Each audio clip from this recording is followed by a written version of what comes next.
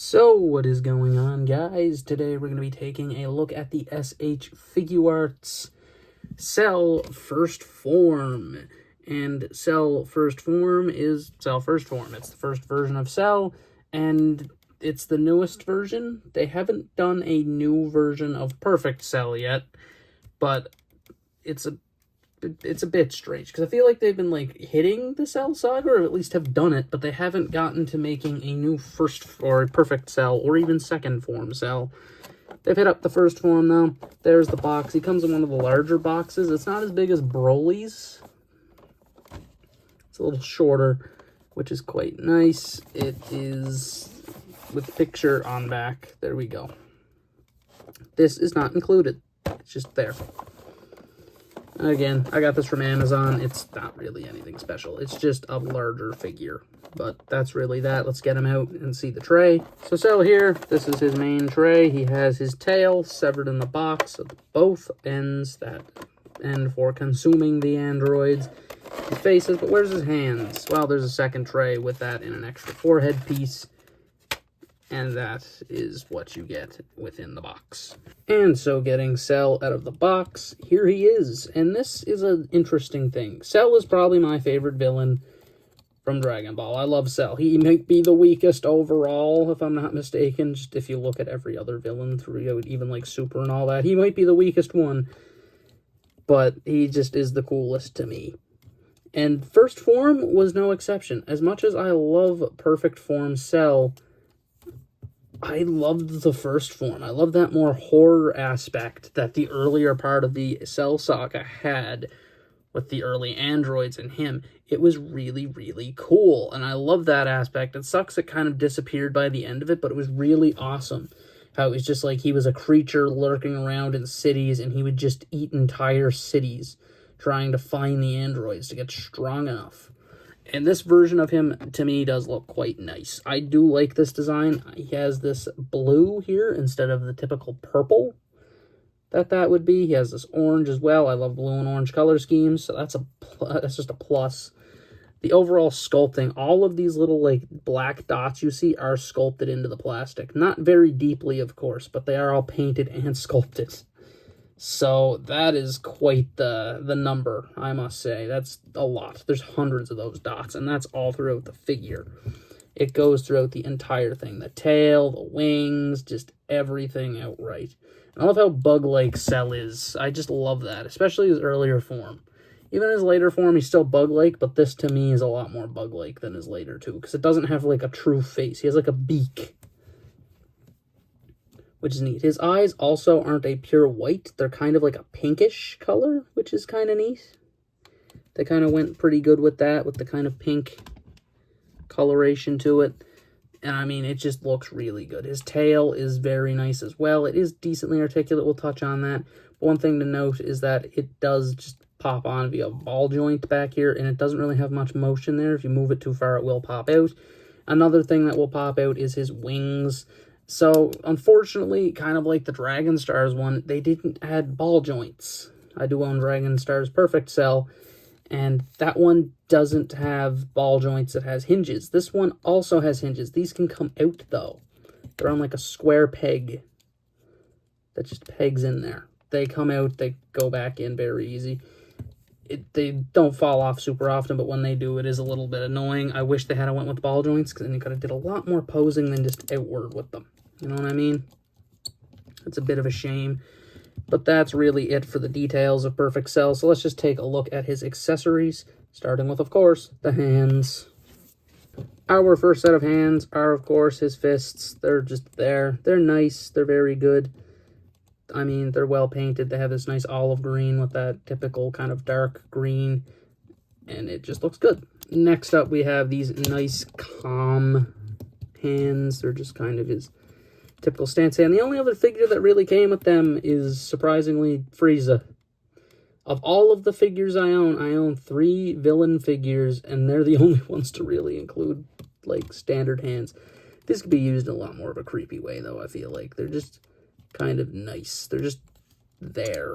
They're just good hands to have, and I like that they come with them. I wish more figures came with them, because a lot of, like I said, with the like kind of more hero figures, they don't come with them. Most of the good guys don't tend to come with the neutral stance hands. Next up is the open grip hand, but it's not the grip hand. They're a bit more open. Now, he is able to do a Kamehameha, and I think, did I say that completely wrong? Kamehameha? Kamehameha. It is possible to do it with this cell, so it does make sense, and I'm pretty sure that's what these hands are for, because he does still have his kind of true grip hand. These are more grip hand. I don't know why they decided to just include two. It's one of those things where it's like they basically include the same hand twice for some reason. It's just a very questionable decision. It's just, they're very similar hands. And last but certainly not least, Ki Blast hand, because of course they can't not have Ki Blast hands unless you're saying Raised on Earth Goku. That's the only exception. So that's the hands. So let's get into the face here. And as far as the face goes, like I mentioned, those eyes are very nice. They have that kind of pink hue to them. They're not a pure white. The orange kind of beak section looks good. And he has a giant orange ball on the back of his head. And the way the faces are changed is a little intriguing. And the only reason we're showing this is because of this section. So this one here is the one that comes out of the box. The one that is here, if I can pick it up, is this one. What is the difference between these two sections? To note,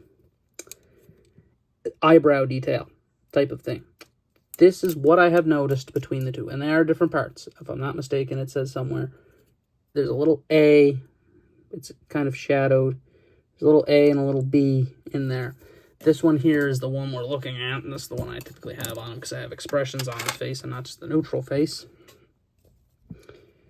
But it has a bit of like a raise here for like an eyebrow kind of indentation because he doesn't have eyebrows. So that's kind of what it is. That is the difference. I've seen people discuss why does this include two of these. And I'm pretty sure that's what the difference is. It's so minor, but it is kind of there. Anyway, the first face though, that's really it for that one. And the crest, so let's look at the next face. How about a face double feature? Because this is the stupidest face known to mankind.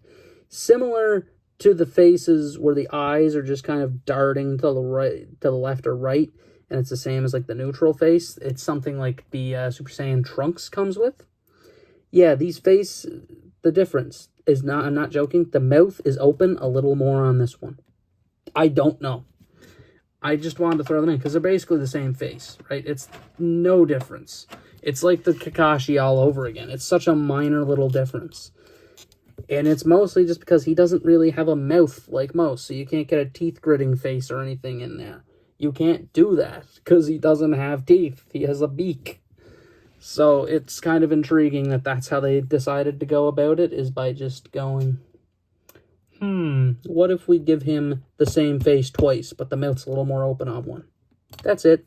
And then we have his angry expression face. It's a very good face.